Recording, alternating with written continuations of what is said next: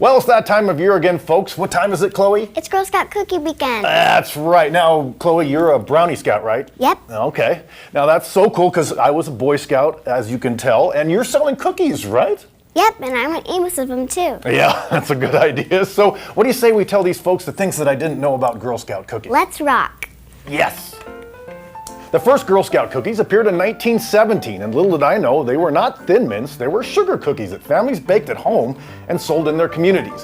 In 1922, the first official recipe was released nationally, and cookie sales as a way of raising funds for the Girl Scouts began to catch fire. But don't play with fire, it can be dangerous. In 1934, the Girl Scouts contracted their first commercial baker, and by 1936, they had licensed their first industrial bakery, selling these tasty treats through 125 local chapters. Girl Scout cookies disappeared in the 1940s because of World War II. Sugar, flour, and butter were rationed, forcing the Girl Scouts to sell calendars instead. But they weren't anywhere near as popular or tasty. Well, that's very, very true, and by the 1950s, we had 30 bakeries across the country, which was downsized to 14 in the 1960s, and by the 1990s, back in the old days, it was down to just 2 bakeries. That's ABC Bakers and Little Brownie. Like me. That's right. In 1951, the first standard cookies were created. Sandwich, which became Do-si-dos, shortbread, which went on to be trefoils, and chocolate mint, or what we call Thin Mints today.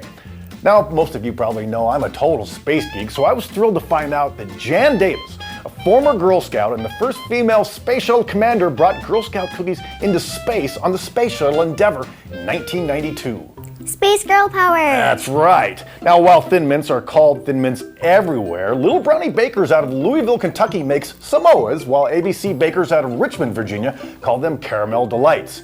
Little Brownie makes Do-si-dos, ABC calls them peanut butter sandwiches. That's right. Little Brownie makes Tagalongs, and ABC makes peanut butter patties. That's right. And speaking of Samoas, they've become so popular that ABC Baking's parent company, Keebler, has released a year-round version called Coconut Dreams.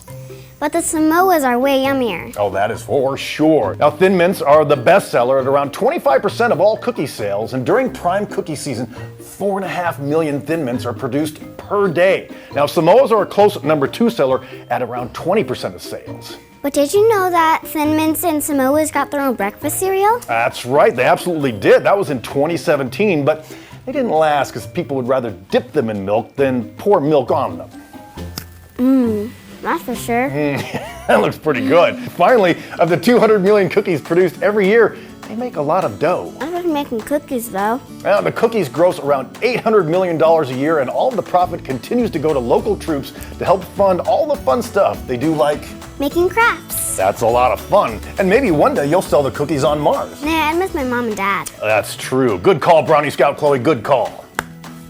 I'm pretty smart and cute too. That's also true. For Central Oregon Daily News, she's Brownie Scout Chloe Dean. And he's Eagle Scout Scott Elnes. All right, let's dive into some cookies. Nom, nom, nom. Nom, nom. Nom, nom.